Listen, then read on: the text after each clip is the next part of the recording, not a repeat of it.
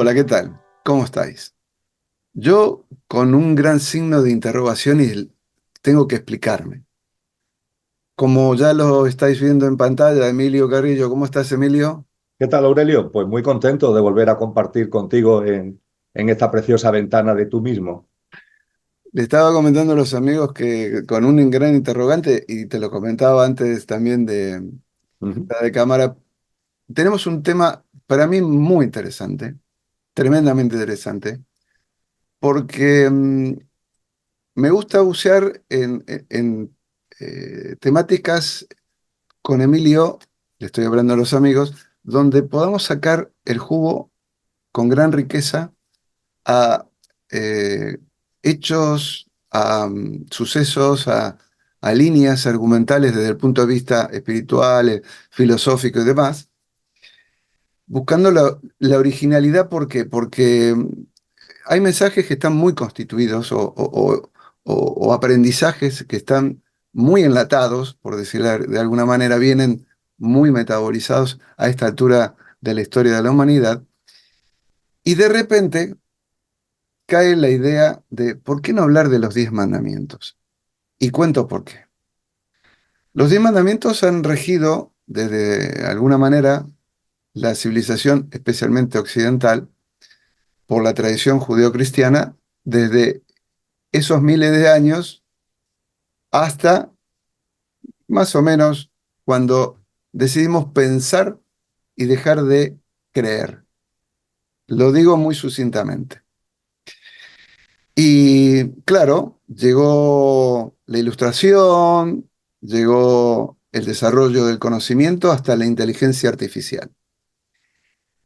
Los 10 mandamientos fueron, si bien observados de alguna manera a lo humano, caprichosamente y a veces sin entender mucho de qué iban, rigiendo aspectos morales, espirituales, de comportamiento de tanto del hombre como de la mujer. Y claro,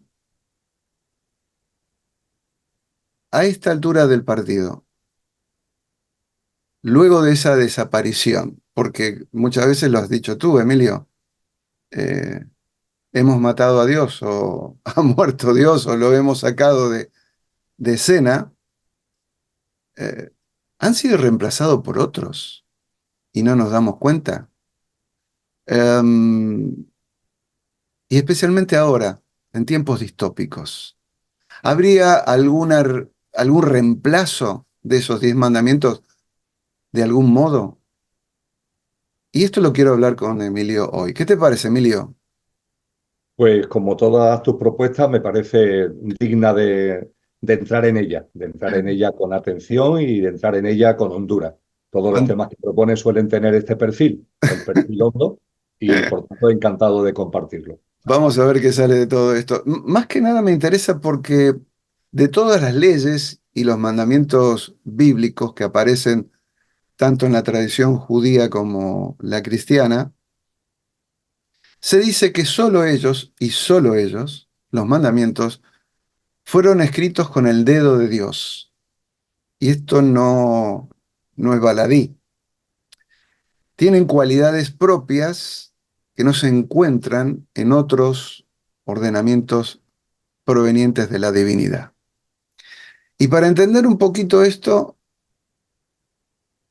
¿de qué manera lo presentamos si tuviéramos que referirnos a la llegada de ese mensaje, los 10 mandamientos, en un momento determinado de la historia de un pueblo que había salido escapando de Egipto hacia la tierra prometida? Un contexto histórico y social también, político, ¿por qué no? Bien, quizá lo primero, Aurelio, es tener en cuenta lo siguiente. Mm, Para entender la especificidad de los 10 mandamientos cristianos. ujú, En el estudio comparado de las tradiciones espirituales, podemos comprobar que mandamientos, entre comillas, similares aparecen también en otras tradiciones. mm, Por ejemplo, hay ciertas similitudes, no son idénticos ni mucho menos, pero hay similitudes en lo que en la tradición hinduista y en la ciencia del yoga se conoce como yama niyama. Ujú, De hecho, en el Raja Yoga, ¿no? En los Yoga Sutras que conocimos a través de Patanjali, pues yama niyama son yama prácticas que debemos podar de nuestra vida y niyama prácticas que debemos introducir en nuestra vida. Y esas prácticas que debemos podar y esas prácticas que debemos introducir, cuando la ponemos en blanco sobre negro y lo comparamos con los mandamientos cristianos, pues hay similitudes significativas. Ahí ujú, aparece, pongamos, el no mentir, el no robar, el no codiciar, etcétera, etcétera. Hay similitudes. Lo mismo ocurre si nos vamos a una tradición vecina del hinduismo, me refiero al budismo. En la tradición budista existen los denominados paramitas, ujú, que tienen dos versiones fundamentales, la versión de 7 o la versión precisamente de 10. Y ahí también hay similitudes. Hay similitudes con el yama niyama del hinduismo y de la ciencia del yoga, y hay similitudes con los mandamientos cristianos. Esto es algo que debemos tener en cuenta porque he puesto el ejemplo del hinduismo y del budismo porque son dos tradiciones muy potentes a nivel mundial y muy reconocidas, pero si nos metemos en otras tradiciones menos conocidas como el zoroastrismo, pongamos por caso, pues ujú, nos vamos encontrando también algo similar. Es decir, que en definitiva podríamos decir que más allá de que tienen una especificidad, como vamos a comprobar, propia los 10 mandamientos cristianos, a la par tienen similitudes con mandamientos, entre comillas, que aparecen en otras tradiciones. Esto, por otro lado, no, es lógico, es natural, es decir, si de alguna forma partimos de la base de que estos mandamientos tienen que ver con una práctica de vida, ¿no? Que viene dada por la coherencia con una idea de la vida trascendente, con una idea de la vida donde la divinidad está presente, es lógico que en otras tradiciones también haya algo semejante, ujú, al menos parcialmente. ujú, Dicho esto, lo segundo que creo que tenemos que poner en valor es que en los 10 mandamientos se entremezclan mandatos, mandamientos, prácticas de vida ujú, que todos son, desde luego, pertenecen al mismo conjunto, pero también tienen sus particularidades. En ese sentido, creo que tenemos que darnos cuenta que en los 10 mandamientos hay algunas prácticas que son espirituales y muy trascendentes, es decir, están llenas de trascendencia. Tiene que ver precisamente con lo que tú has expuesto, es decir, cuando se abren, ¿no?, los mandamientos, ¿no?, y se nos habla de amar a Dios, ¿no?, sobre todas las cosas, o ujú, se nos habla de no tomar el nombre de Dios en vano, ujú, ahí se está haciendo referencia a una forma de vida, a una forma de vivir la vida, que se nos están dando indicaciones espirituales de alta trascendencia, por decirlo así. También hay en los mandamientos indicaciones espirituales que, siendo espirituales, no tienen metafísicamente tanta trascendencia. Me refiero a prácticas de vida como la que antes citaba, ¿no? El no mientas, el no codicies, el no robes, por supuesto, el no mates, ¿no? Todo eso son mandatos espirituales, sin duda, pero no tienen el nivel de trascendencia metafísico que tienen los dos primeros con los que arranca los 10 mandamientos. E igualmente creo que en los 10 mandamientos hay otra serie de indicaciones que yo no digo que no tengan trasfondo espiritual, pero que sobre todo, lo que tienen es un contenido ético, un contenido ético. Y un contenido ético que de alguna forma tiene que ver, también ocurre con los mandatos espirituales no metafísicos, con que en nuestra vida cotidiana no tenga tantas tensiones, no tenga tantas perturbaciones emocionales y mentales como suele tener. De hecho, las coincidencias más importantes que podemos encontrar con los paramitas, con el yama ni yama, a mi modesto entender, tienen que ver con esto, es decir, tienen que ver con prácticas de vida donde se nos está diciendo, Si tú robas, pongamos por caso, si tú mientes, pongamos por caso, tú estás haciendo en definitiva algo negativo para terceros, para otras personas. Pero ojo, no solamente lo estás haciendo para otras personas, es que eso está repercutiendo en ti. Y no solo está repercutiendo en ti desde un punto de vista álmico, es decir, no solamente desde el punto de vista de que va en contra de tu evolución de conciencia, sino que está repercutiendo en ti porque con esas mentiras, por ejemplo, o con esa codicia, por ejemplo, tú estás metiendo en tu vida unas prácticas que a ti te están llenando de tensión, te están llenando de perturbación, te están llenando de turbulencia desde el punto de vista tanto emocional como mental.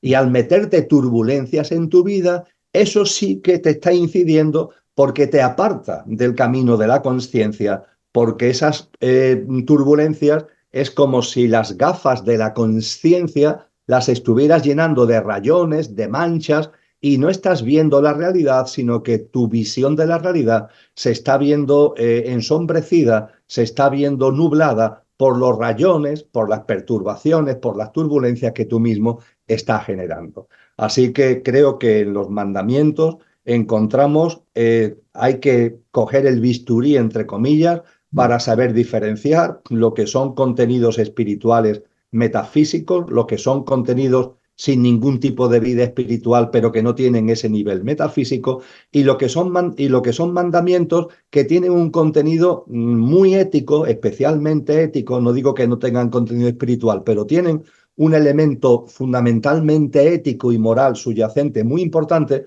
con análisis que tienen que ver con la psicología. Esto la psicología del yoga lo explica muy bien, con tu propia psicología y cómo determinados comportamientos de vida están generando en ti unas tensiones y unas perturbaciones que te están dificultando tu camino de conciencia. Dicho todo esto, Ujú. ciertamente los mandamientos cristianos hay que ligarlos a un hecho. Y es que efectivamente el pueblo hebreo, de la mano de Moisés, lo encontramos fundamentalmente en el libro del Éxodo, del Antiguo Testamento. También hay indicaciones a los mandamientos en Deuteronomio, otro de los libros del Antiguo Testamento. Y hay que unir esos mandamientos con el hecho de que hay un momento concreto que también se nos narra en estos libros, fundamentalmente en el Éxodo, como decía antes, en el que el pueblo hebreo da la espalda a esos mandamientos y da la espalda a la divinidad. Mm. Y está muy bien relatado ese hecho en el Éxodo, y es muy curioso porque cuando el pueblo hebreo, cuando la gente, porque nos tenemos que incluir todos, no circunscribirlo al pueblo hebreo, nos tenemos que extenderlo a todos. Mm. Cuando abandonamos, cuando dejamos de tener esa cercanía con la divinidad, cuando la abandonamos, cuando expulsamos lo trascendente de nuestra vida, cuando desterramos la trascendencia de nuestra vida, que es lo que filosóficamente, a partir de Friedrich Nietzsche, se llama precisamente matar a Dios. Matar Mm. a Dios Mm. es precisamente no matar a un señor de barba blanca estrangulándolo, no, es expulsar lo trascendente de nuestra vida. Pues bien, cuando se expulsa lo trascendente a nuestra vida, de nuestra vida, cuando expulsamos a la divinidad, ¿qué ocurre? Y nos lo enseña muy bien estos pasajes del libro del Éxodo. Pues que el ser humano, quitado lo trascendente de en medio, se busca, lo sustituye por unos becerros de oro. Al matar a Dios, al expulsar lo trascendente, no solamente se quitan de en medio los mandamientos, entre comillas, sino que se quitan de en medio una vida, una visión de la vida trascendente, y en su lugar se coloca, nos dice el Éxodo, un becerro de oro. Un becerro de oro que es un ídolo de metal, que en sí no significa nada, pero que expulsada la divinidad, pues la gente, ante la necesidad de alguna forma de reverenciar algo, pues reverencia ese ídolo. Eso es exactamente, Aurelio, lo que está ocurriendo en el momento actual. Fue allá por 1899-1900 cuando Nietzsche nos advirtió que esta sociedad había matado a Dios. El siglo XX y lo que llevamos del siglo XXI ha sido una clara manifestación de cómo lo trascendente se ha ido expulsando de nuestra vida cada vez más, de la personal y de la social. Y en su lugar, inevitablemente, aparece un becerro de oro, que hoy día es muy evidente que no es uno, sino que son dos grandes becerros de oro de los que podemos hablar de la forma que tú vayas viendo oportuno en este diálogo, que es por un lado la obsesión por vivir más años, la obsesión por alargar la vida, y de ahí viene también la obsesión por la salud, una obsesión completa, como te aferras, has olvidado lo trascendente, te aferras a lo material y a esta vida material te agarras como sea. Mm. Y en ese agarre como sea de la vida material, la salud se convierte en algo fundamental. Vivir más tiempo a costa de lo que sea. Un becerro de oro que existe en la sociedad actual. Y el segundo becerro de oro, ¿cuál es? Algo que nos aporte de algún modo una felicidad que hemos perdido. La felicidad, la plenitud, la vida abundante que se logra a través de una visión y una práctica coherente con esa visión trascendente de la vida. Como eso nos falta, ¿qué es lo que hacemos? Buscamos un sucedáneo, algo que de algún modo nos sirva de sucedáneo para cubrir ese vacío. ¿Dónde ha puesto ese punto de mira la sociedad actual convirtiéndolo en otro becerro de oro? Las tecnologías. Las Mm. tecnologías son la panacea que nos va a resolver multitud de cosas. Desde el punto de vista de su aplicación a la biotecnología y a la genética, ayuda a lo que antes decíamos de vivir más tiempo. Pero es que además nos proporciona un mundo que de alguna forma nos puede suplir de nuestras carencias vitales y de nuestras carencias existenciales. La realidad virtual, el mundo artificial, todo lo que representa el de alguna forma huir de esta realidad, porque esta realidad no nos llena, y engancharnos a una realidad artificiosa, una realidad artificial y virtual que de algún modo, repito, nos sirva de sucedáneo ante el vacío existencial. Voy al comienzo, cuando presentaba el tema. Esos mandamientos que habían regido tanto tiempo y que luego el hombre dejó donde dejó y los dejó como los dejó, ¿tú crees que si tuviera la pregunta sencilla, ¿cuáles son los nuevos mandamientos que tenemos? Pues mira, creo que es hasta cierto punto sencillo de enumerar, Aurelio. Podemos usar de forma sintética, claro, sin hacer de esto un estudio teológico profundo, No, muchísimo menos, nada que se le parezca, no. pero podemos usar la relación de los mandamientos tal como abreviadamente aparece en el compendio del Catecismo de la Iglesia de Roma, Ujú, que son los 10 que normalmente la mayoría de nosotros podemos recordar. ujú, Desde el punto de vista de los dos primeros, que ya hemos hecho referencia a ello, amarás a Dios sobre todas las cosas, no tomarás el nombre de Dios en vano. La actualización, por decirlo de algún modo, de esos mandamientos sería superar la muerte de Dios. Es decir, esos dos mandamientos, hoy día, si yo lo tuviera que explicar, por decirlo de una forma coloquial, yo hablaría precisamente de no caer en ese matar a Dios, de no caer en la expulsión, en el destierro de lo trascendente de nuestra vida, que tengamos la capacidad para ver que detrás de la apariencia hay una esencia, que eso se da en la vida en general y en cada ser humano en particular. Cada uno de nosotros somos una perfecta conjunción entre algo aparente, nuestro pequeño yo físico, emocional y mental, y la personalidad a ello asociada, que es perecedero, y algo que no es aparente, sino que constituye nuestra esencia imperecedera, que no va a conocer la muerte. Todo esto tendría que ver con esa actualización de estos dos primeros mandamientos que claramente nos están hablando de superar el destierro, de la trascendencia, de superar el matar a Dios.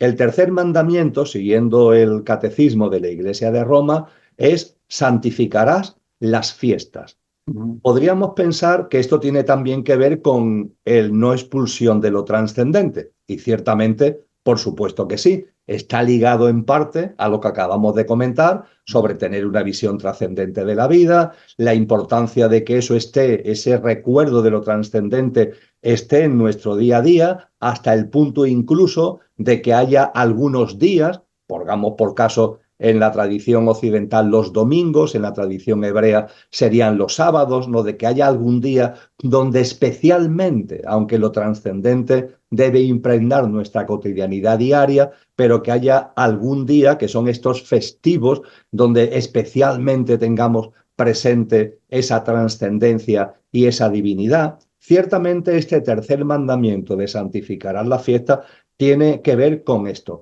Pero ojo, también desde el punto de vista de su actualización, Aurelio, entiendo que tiene un mensaje importante en cuanto al ritmo de vida y al estilo de vida en el que nos hemos metido.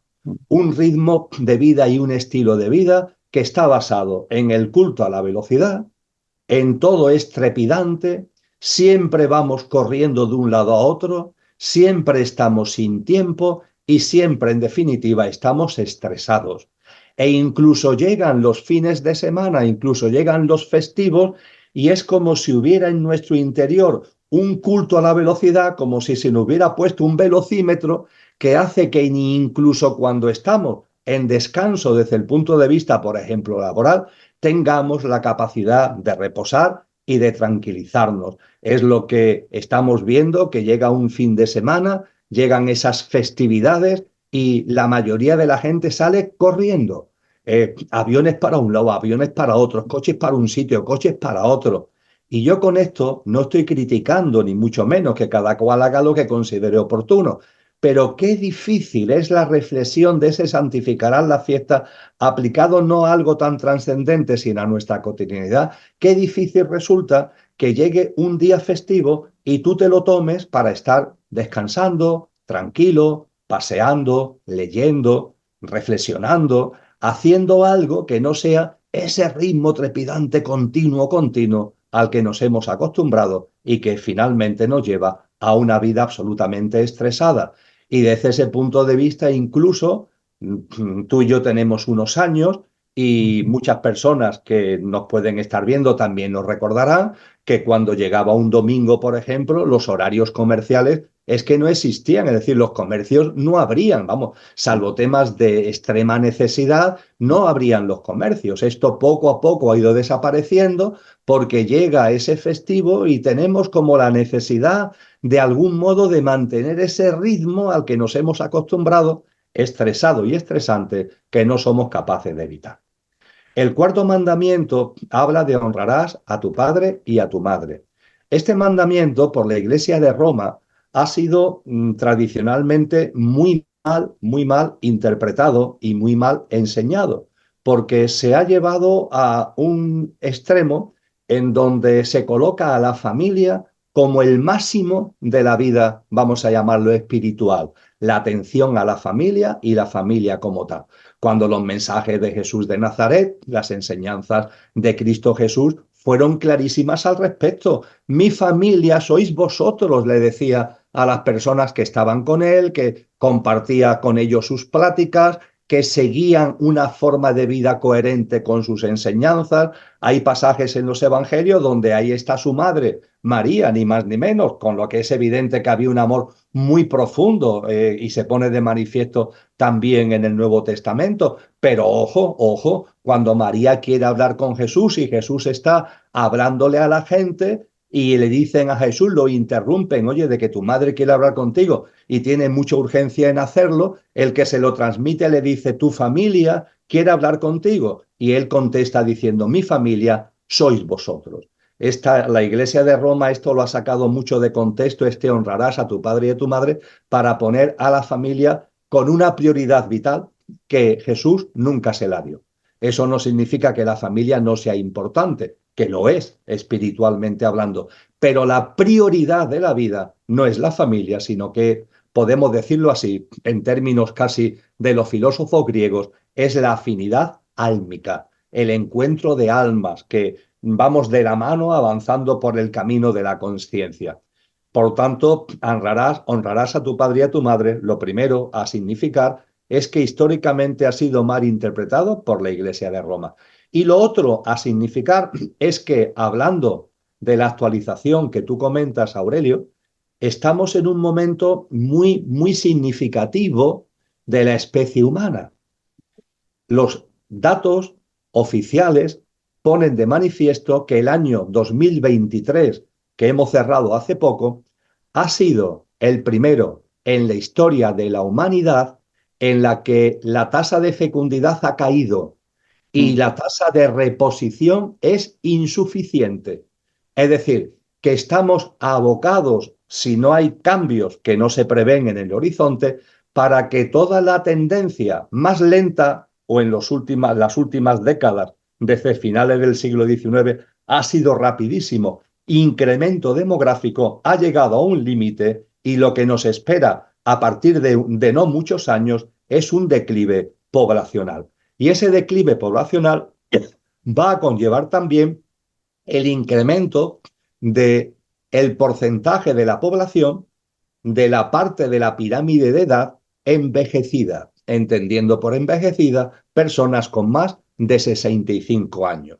El porcentaje de personas mayores de 65 años es cada vez más alto. Hay países como Japón donde están ya casi en el 38%. Hay países como España donde ya supera el 20%. Y es una tendencia que cada vez se da en más países. Y ojo, eso nos debe hacer mirar este mandamiento, porque honrarás a tu padre y a tu madre tiene que ver con poner en su sitio a las personas mayores. Las personas mayores no son viejas. Fíjate el término que se ha inculcado en la sociedad. Viejos. No, no. Históricamente se ha hablado de ancianos y la ancianidad iba siempre valorada como experiencia y como sabiduría. Esta sociedad que corre tanto y que es enormemente prepotente en todo, entiende, sin embargo, que las personas mayores son como sobrantes, que ya no tienen sitio. De hecho, el mercado laboral en un momento concreto, incluso ya los estudios dicen que a partir de 50, 55 años, como te quedes en paro, es enormemente complicado encontrar un puesto de trabajo porque ya es como si sobraras, ¿no? Como si ya no estuvieras en condiciones. Y este término viejo, en lugar de anciano, creo que indica muy bien lo que está pasando en esta sociedad.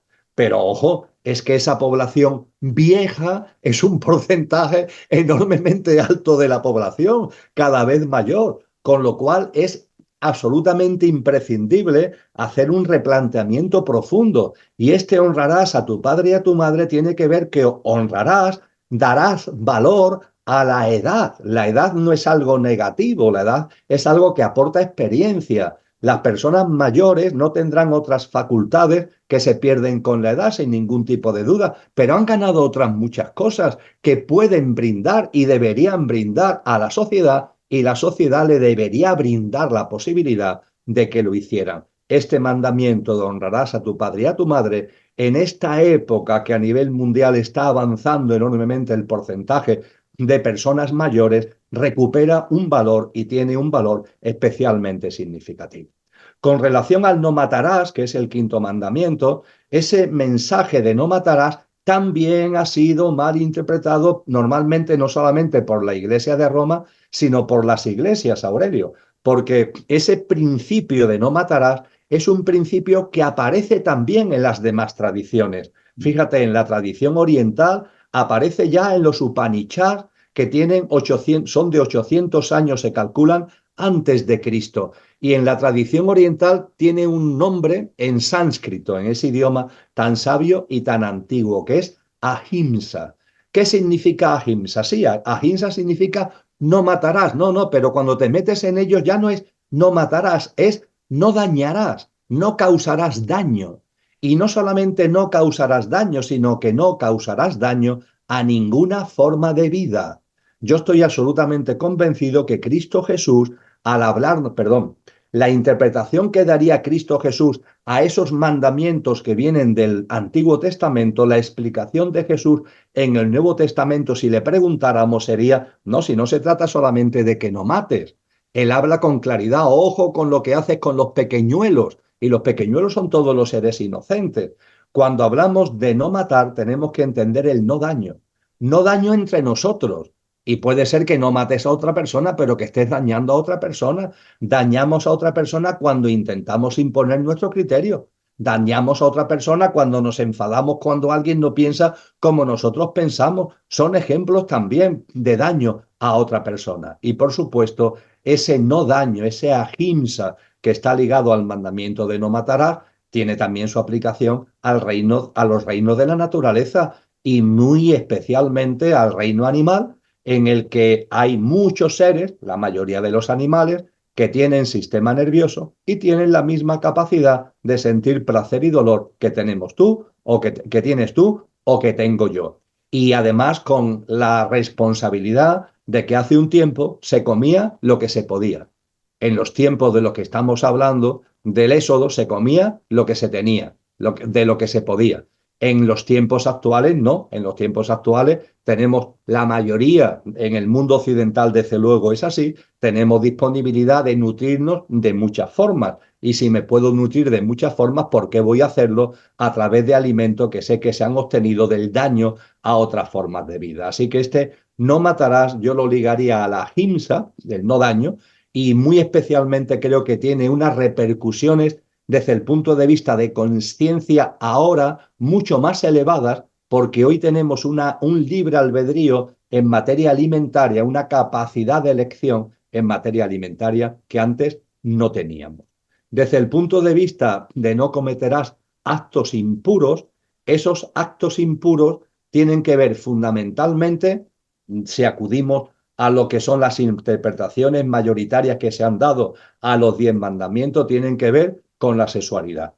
Y desde luego, cuando hablamos hoy de sexualidad, evidentemente la sexualidad afortunadamente ha dejado de ser un tabú. La sexualidad durante mucho tiempo ha estado enmarcada como el gran tabú de la sociedad. Eso ha desaparecido y eso es una buena noticia. Pero ojo, porque esta presencia de este mandamiento nos advierte que la sexualidad no puede convertirse en obsesión, que es realmente cuando se convierte en impuro.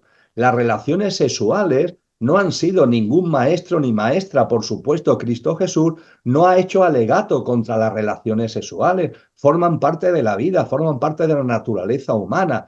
Es cierto que se indica que conforme uno va avanzando en el camino espiritual, la sexualidad se va viviendo de una manera distinta porque esa energía sexual se va enfocando para la creatividad, para la inspiración, para la intuición, más que para la libido y el deseo sexual. Pero no se arremete, ni se critica, ni se rechaza esa libido y ese deseo sexual. Lo que sí se pone en evidencia es que eso no se convierte en obsesión, que el sexo y la sexualidad, como ya has expulsado a Dios, como has matado a Dios y como estás vacío, buscas en la sexualidad un sucedáneo para llenar ese enorme hueco, que no lo vas a llenar además, para llenar ese enorme hueco de insatisfacción. Y esto está muy presente en la sociedad actual. Utilizar la obsesión por la sexualidad como un sucedáneo para intentar llenar un vacío que realmente ni llenaremos con la sexualidad, ni llenaremos con otra cosa que no sea precisamente con una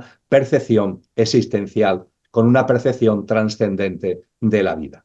El séptimo mandamiento, no robarás, lo dice muy claramente, pero yo esto lo ligaría a lo que aparece en los paramitas y sobre todo en el yama niyama de la ciencia del yoga y del hinduismo, Aurelio, porque el no robarás, en esas tradiciones se habla de no codiciarás. Podemos decir, bueno, es lo mismo, ¿no? ¿Qué más da no robar que no codiciar? Bueno, hay que tener en cuenta que el no robar va ligado a temas materiales, ¿verdad? Y en cambio la codicia puede ser de bienes materiales, que pueda dar lugar al robo, pero también se puede codiciar intangibles, que eso conlleva la envidia. La envidia es la codicia de lo intangible de otra persona, el cómo es esa otra persona, cómo cae esa otra persona, y tú tienes envidia de algo que no es material, sino que es intangible. Y la envidia es algo que en la sociedad actual está muy presente. Entonces, cuando hablamos de este mandamiento, yo diría que no lo circunscribamos al hecho, vamos a decir, literal, de quitarle algo a alguien desde el punto de vista del robo. No, no, también esta especie de llamada que se nos hace en este punto de los mandamientos tiene que ver con una práctica de vida donde la codicia vaya desapareciendo de nuestro día a día, porque además la codicia es una de las grandes cosas que generan esas turbulencias emocionales, mentales, a las que anteriormente me refería. Cosa que ocurre con el siguiente mandamiento, exactamente igual. El no darás falsos testimonios ni mentirás. El no mientas, no mientas. Y la mentira, además de que el engaño produce un efecto negativo en terceros, una persona que miente es una persona que ella misma se está metiendo en un berenjenal, en el berenjenal de la mentira, que inevitablemente, por muy bien que mientas, siempre te va a generar tensiones y perturbaciones en tu día a día, en tu mundo emocional y en tu mundo mental. Y en ese sentido, no caer en ningún tipo de excusa, porque no existen las pequeñas mentiras, no existen las mentiras educadas, no, yo miento por educación. ¿Cómo? Me ha preguntado cómo lo veo, cómo la vea. No le voy a decir lo que estoy pensando. Bueno, pues hay algo muy sencillo, no se trata de que mientas, puedes guardar silencio, hay muchas formas de decir no, es decir, tenemos que utilizar un poquito la inteligencia, tenemos que utilizar un poquito el sentido común, pero no desde luego la mentira bajo ningún concepto, porque además el gran problema es que cuando la mentira está en nuestra vida con pequeñas cosas, las pequeñas mentiras, eso hace que estemos entrenados para que en un momento determinado, si hay que decir una gran mentira, la decimos sin ningún problema. ¿Y cómo tenemos tanta soltura para decir una mentira muy gorda? Porque estamos muy entrenados con las mentiras pequeñas. Así que esto también creo que es nuestra práctica de vida para evitar alteraciones emocionales y mentales y tener el terreno preparado más adecuado para nuestro camino de conciencia es importante. El no consentirás pensamiento ni deseos impuros, que es el noveno y penúltimo mandamiento, es una especie de mezcla entre lo que acabamos de compartir de esos deseos de codicia, esos deseos que se pueden materializar en codicia de bienes materiales o de bienes intangibles a través de la envidia, como también lo que hemos comentado de la sexualidad. Cuando la mayoría de las interpretaciones de este noveno y penúltimo mandamiento mezcla ambas cosas. Y el no codiciarás los bienes ajenos es la aplicación completa de lo que antes decíamos. No solamente no robes, sino no codicies en el sentido que acabamos de compartir. Así que yo diría que de una forma muy sintética, Aurelio, estas reflexiones enmarcan básicamente lo que sería una especie de actualización o de reflexión aplicado desde el momento actual que vivimos en la sociedad vigente con relación, con mención a todos estos mandamientos. Bien, hay un dato curioso sobre los 10 mandamientos que no especifican castigos por su violación. Son normas, podríamos decir como leyes, pero las leyes, al transgredirlas, tienen un costo por su cometido, ¿no? Por su infracción. Sin embargo, en los 10 mandamientos esto no aparece. ¿Qué podemos deducir de eso? ¿Sale gratis no cumplirlos?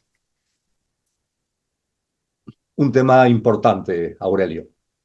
Lo primero a tener en cuenta, ahora lo ligaré con las enseñanzas de Cristo Jesús, de las que disponemos en el Nuevo Testamento, no en el Viejo Testamento donde aparecen los mandamientos. Lo primero a tener en cuenta es que en las tradiciones en general cristianas, religiosas, se ha ido produciendo un olvido del significado profundo del término pecado. Ujú, Cuando no cumplimos los mandamientos, ¿pecamos? Ojo, ¿qué es el pecado? ujú, El pecado, si nos vamos a las primeras versiones de lo que es la Biblia, desde el punto de vista del griego clásico, que es donde está escrito por primera vez, era el idioma de la época, por así decir, sobre todo con relación al Nuevo Testamento, ¿qué encontramos? Encontramos una palabra griega que su traducción exacta cuando hablamos de pecado es no, la flecha que se tira y no da en la diana. Mm, No dar en la diana. Alejamiento, separación. Ese es el significado profundo de pecado. El pecado es alejamiento, separación. Alejamiento, separación, ¿de qué o de quién? Muy sencillo, de la divinidad. Cuando nos alejamos de la divinidad, eso es pecado. En la parábola del hijo pródigo que nos enseña Jesús de Nazaret, el hijo pródigo se aleja del Padre. Ese alejamiento del Padre es el pecado, el alejamiento de la divinidad. Eso es el pecado.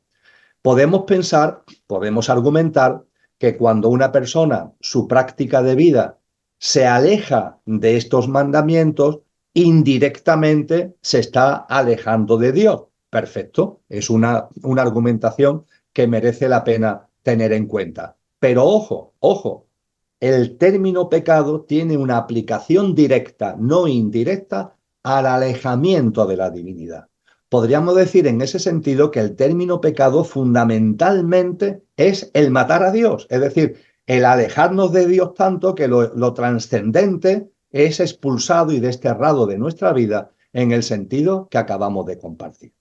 Hecha esta reflexión, ojo con los dogmatismos religiosos, porque los dogmatismos religiosos han hecho que los mandamientos dejen de tener credibilidad para una parte muy importante de la sociedad, no digamos ya para la parte de la sociedad que ha expulsado lo trascendente de su vida. ¿Y por qué ese dogmatismo religioso ha casi echado fuera o ha convertido en poco creíbles los mandamientos? Porque lo han llenado de connotaciones de culpa y de castigo. mm. El que no cumple los mandamientos es merecedor de culpa y merece un castigo. Pues muy bien, como tú dices perfectamente, Aurelio, no hay ninguna mención a un código de castigo por no cumplir estos mandamientos. Es que no va, la película no va de esto. La película va de darte cuenta de que cuando en tu práctica de vida, teniendo en cuenta estos mandamientos con todo lo que hemos dicho de contenido espiritual trascendente, contenido espiritual no tan trascendente, conductas éticas de vida, con todo este bagaje, cuando nos apartamos de esta forma de vida, ojo, porque nos estamos alejando de lo esencial, nos estamos alejando de la divinidad, y esa divinidad además no solamente está fuera, sino que está en nosotros mismos porque constituye nuestra auténtica esencia, la divinal esencia de lo que nos hablaba, por ejemplo, San Juan de la Cruz, con lo que ese alejamiento de la divinidad no es solamente el alejamiento de la divinidad en general, como concepto genérico, es el olvido, el alejamiento y el olvido de ti mismo, de lo que tú realmente eres. Y esto sí que es de una enorme repercusión. Esto no es un castigo, una culpa, no, no. Esto sí que tiene una enorme repercusión. El olvidar la parte imperecedera que hay en ti. Eso convierte al ser humano en infrahumano. Tiene mucho que ver con el transhumanismo actualmente en marcha. Con lo que cuando hablamos de castigos, de culpas, los mandamientos tienen que ser observados desde una percepción totalmente distinta. El pecado es el alejamiento de la divinidad. La divinidad está fuera y la divinidad está en mí. El alejamiento de la divinidad también representa, por tanto, el olvido de mi dimensión, de mi esencia imperecedera. Y a partir de ahí se nos han dado una serie de consejos de vida para que eso no se produzca. Y cada uno tiene que reflexionar y entrar en las consideraciones en libre albedrío y en su camino de conciencia de qué hace con todo esto. Y dicho esto, Aurelio, cuando nos vamos al Nuevo Testamento, Jesús de Nazaret nos brinda un código de vida muy completo que tiene semejanzas, aunque es mucho más amplio, y yo diría que tiene mucho más contenido que los mandamientos, que es el sermón del monte o el sermón de la montaña. Mm. Ese sermón maravilloso donde él está hablando ante una multitud y lo reencontramos recogido en los capítulos 5, 6 y 7 del Evangelio de Mateo. Y en la primera parte del Sermón de la Montaña están las bienaventuranzas. Y es curioso porque cuando dice bienaventurados, bien encaminados los que viven de esta manera, bienaventurados los bien encaminados, cuando viven de esta manera. Ahí se hace referencia indirectamente a expresiones que están muy relacionadas con bastante de los mandamientos que estamos compartiendo. Ahí se nos habla de ser misericordiosos, ahí se nos habla de huir de las aflicciones, ahí se nos habla de tener la divinidad presente en nuestra vida. Y curiosamente, en las bienaventuranzas, Aurelio, sí se nos habla del premio. Esto es algo muy interesante porque cuando vamos analizando las bienaventuranzas, se nos va diciendo, bienaventurados los que tal cosa, la práctica de vida que sea, y se nos dice a continuación, porque ellos, y ahí se nos habla, entre comillas, y hablando de forma coloquial, casi de broma, ahí se nos habla del premio, porque se nos dice que según la práctica de vida, los que la lleven a cabo, unos, por ejemplo, verán a Dios, ni más ni menos, ver a Dios. Otros se nos dicen que ganarán el reino de los cielos. Otros se nos dicen que ganarán la nueva tierra, la nueva humanidad en la tierra restaurada. Y se nos van dando una serie de indicaciones a modo de premios hasta el punto que incluso se nos dicen que aquellos que tienen misericordia, aunque no tengan otros valores en su vida, aunque no tengan otras prácticas en su vida, con ellos habrá misericordia. La misericordia si ha sido misericordioso, con lo que se nos viene a decir que aquellas personas que son compasivas, aquellas personas que practican la misericordia, puede ser que determinadas faltas contigo mismo, porque todo esto es evolución álmica, tiene que ver con nuestro camino consciencial y con nuestro camino evolutivo, la fuerza de la misericordia puede suplir carencias en ese camino evolutivo. Y termino. Después de la bienaventuranza vienen las advertencias. Ahí sí se habla claramente, Aurelio, de advertencias. Ojo, ojo con esto. No se especifica un castigo, pero no se especifica ni mucho menos con contenido de culpa, como decíamos anteriormente. Pero ahí sí se nos habla con claridad de comportamientos que en caso de que lo lleves a tu vida, te están alejando por completo del camino espiritual, te están alejando por completo de esa trascendencia y esa divinidad. Y ahí aparece como gran columna vertebral, hay otro, quiero recordar que las advertencias son siete grandes advertencias, pero a mí siempre me ha llamado mucho la atención la hipocresía, que en los mandamientos 10 del Éxodo no aparece de forma clara, tiene que ver con el no mentir, ¿no? De alguna manera, pero la hipocresía, el fingimiento, y especialmente ojo con el fingimiento, ojo con el intentar aparentar lo que no eres, ojo con la hipocresía en términos espirituales. Ojo con esto, porque eso sí se nos saca, por así decir, una tarjeta roja, hablando en términos futbolísticos, con relación a nuestro camino espiritual y nuestro camino de conciencia. Mientras ibas desarrollando la argumentación, eh, apareció en mi cabeza la imagen del arca de la alianza. ¿Por qué? Según la tradición se cuenta que, bueno, cuando baja Moisés y ve al pueblo con el becerro de oro, tira las tablas, se quiebran y pasan a constituir elementos que integran el contenido de lo que luego se llama el Arca de la Alianza. Y es como la palabra, ¿no? Alianza. Me quedaba pensando en reconocer la divinidad que hay en ti y fuera de ti.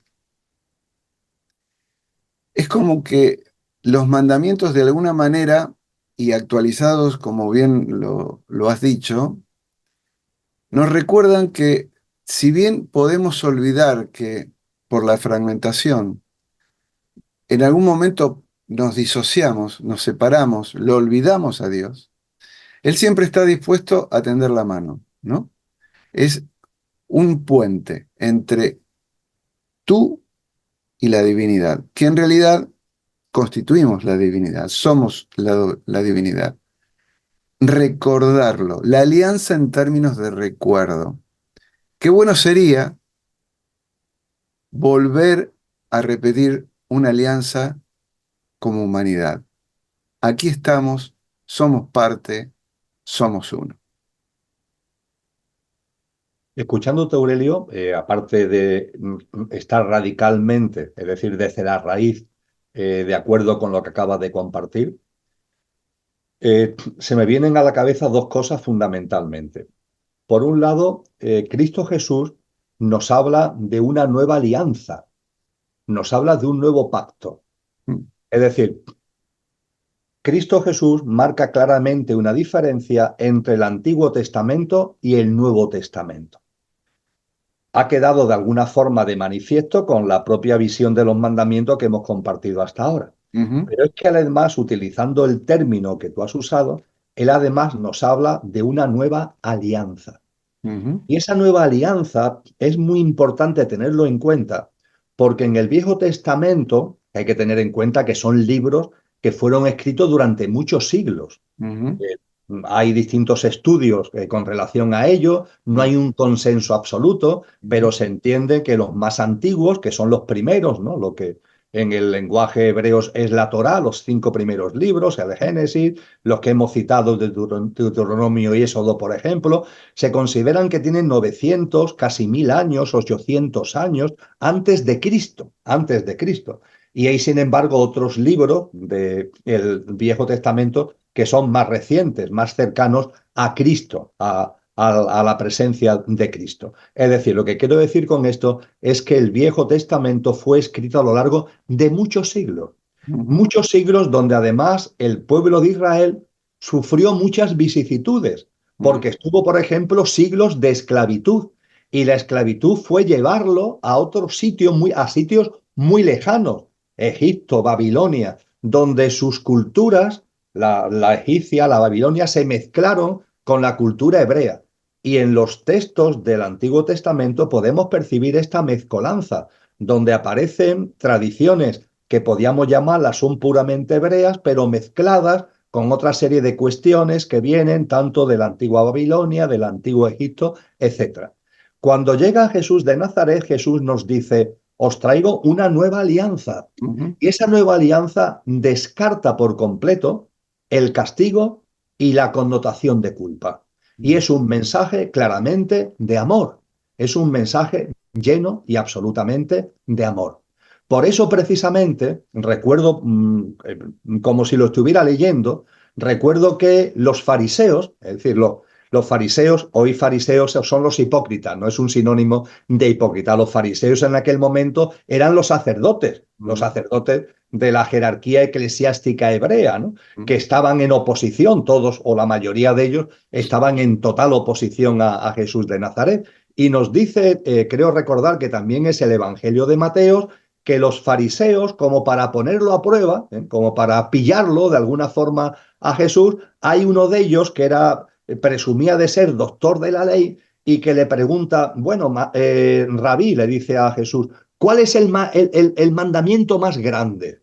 Y esto es muy interesante, porque en las tradiciones cristianas, hoy cuando se habla de los 10 mandamientos, se enumeran los 10 mandamientos y también se dice que los 10 mandamientos se cierran en dos.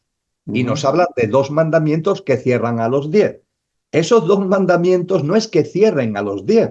Esos 2 mandamientos constituyen, configura lo que Jesús entiende que es el mandamiento fundamental. Y Jesús lo que le responde a ese doctor de la ley fariseo que se le ha acercado, le dice que el mandamiento más grande que constituye la ley es: amarás a Dios sobre todas las cosas y al prójimo como a ti mismo. Amarás a Dios sobre todas las cosas y al prójimo como a ti mismo.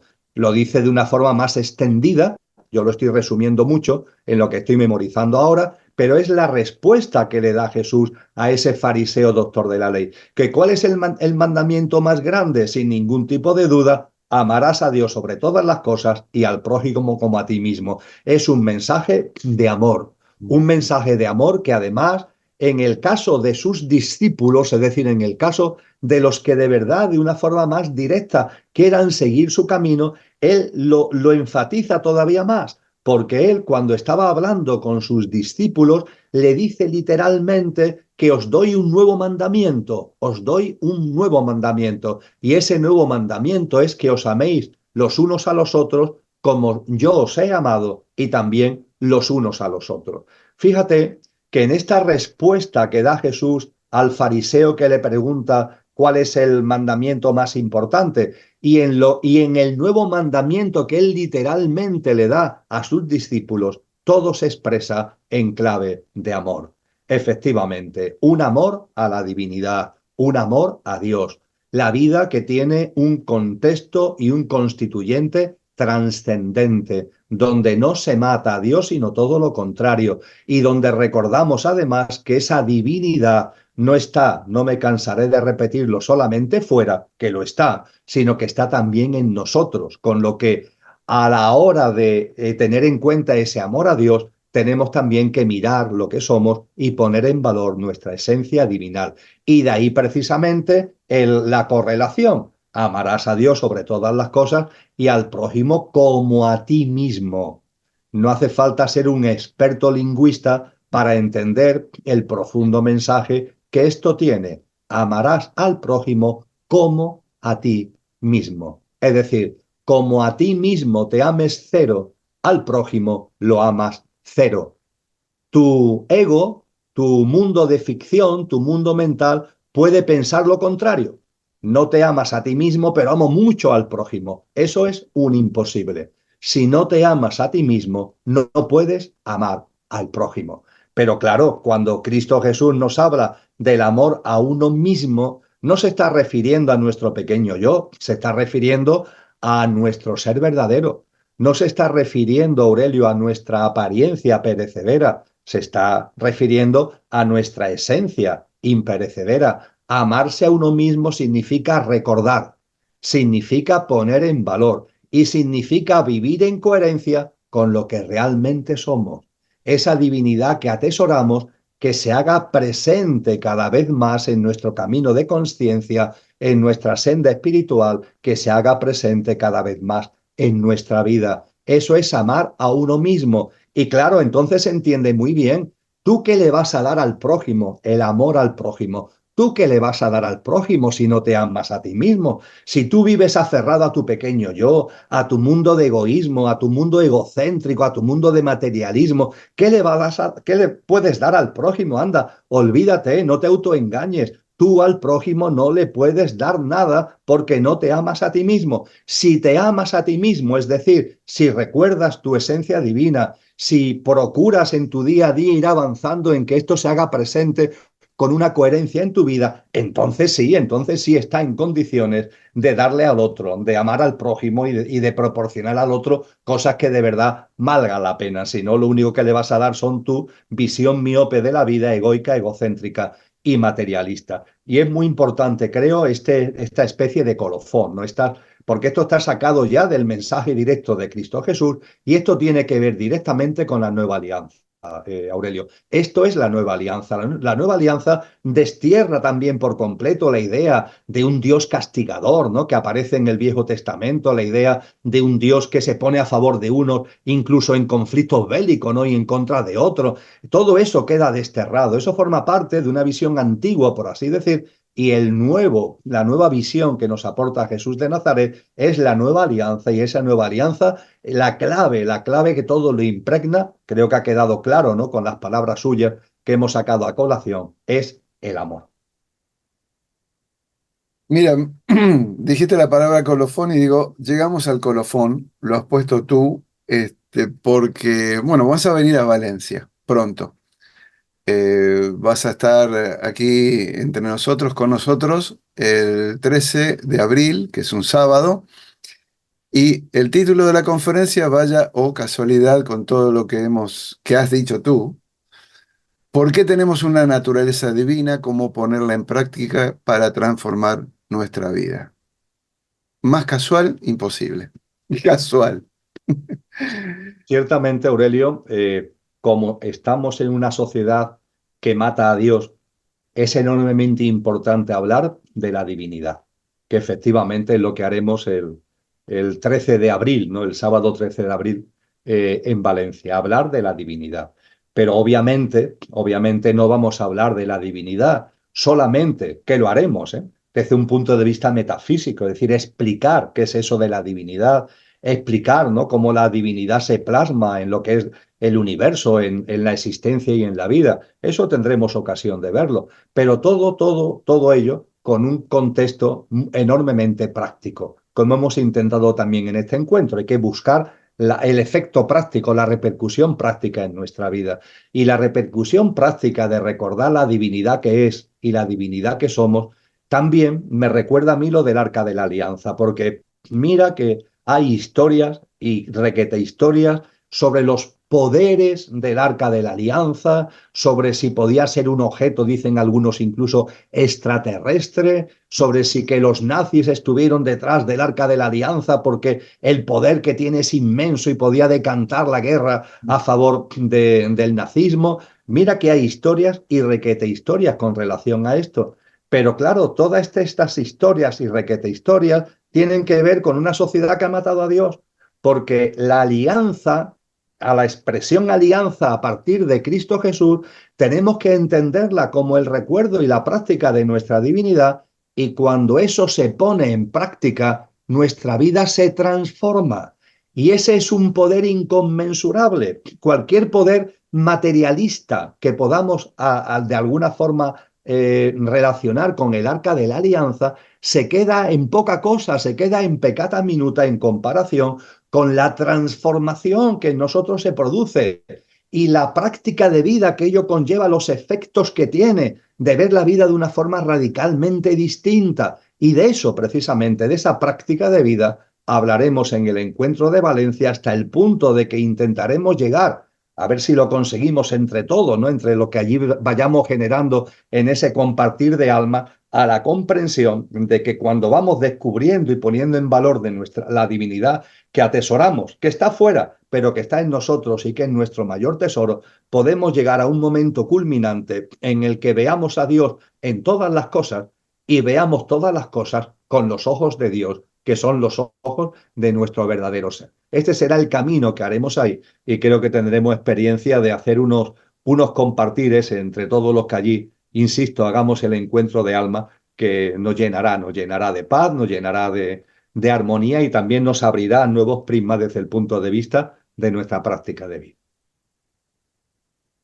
Queda dicho. Muy bien, Emilio. La verdad, agradecido.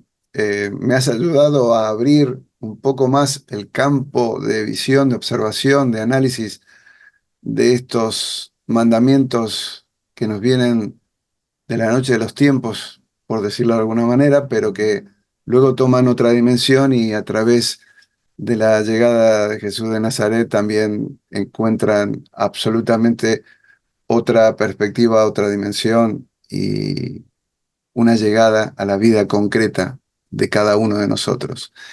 Muchas gracias y bueno, está dicho, nos vamos a ver pronto, Emilio. Así es, querido Aurelio. Encantado de que así sea y muchas gracias por este encuentro. Un Bueno, abrazo muy fuerte. otro abrazo para ti y a los amigos que nos están viendo. Gracias por vuestra compañía y la promesa de que próximamente nos encontramos también aquí en una entrevista de tú mismo. Hasta entonces y muchas gracias.